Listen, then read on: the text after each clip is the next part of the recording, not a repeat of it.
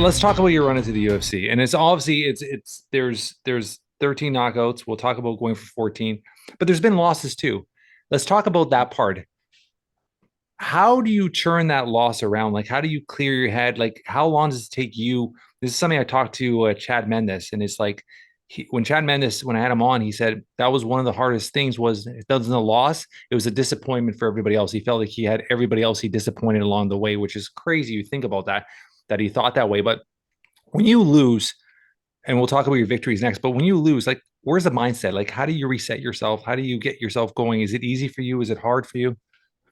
It's certainly not easy. I mean, it's a fucking terrible thing, man. Like losing sucks. Like it's the worst thing in the world, and you kind of feel like you let people down, feel like you let yourself down. And I don't think there's ever been a fight where win or lose where you don't think you could have done better. There's something else that you could have done, especially when you lose. You're like, dude, I know that I had it right there. You know, like it was right in the palm of my hands, and I let it go. But for me, the way that I've handled that for my whole career, and part of why it never has bothered me as much is again, the martial arts has saved my life.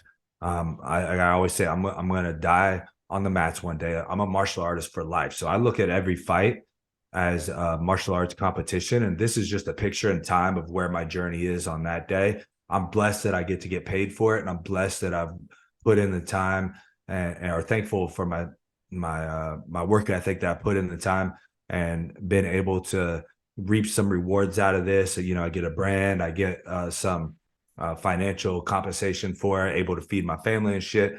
But ultimately, like when I'm out of this sport, when I'm, they call it retired, but you know, when I move on from getting paid to do this, like I'm still going to be on the mats every day. I'm still going to be looking to improve myself.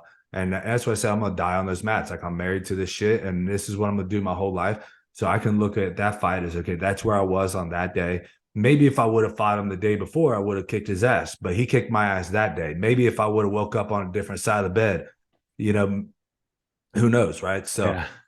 I've learned how to accept it without losing the commitment to the victory. Yeah.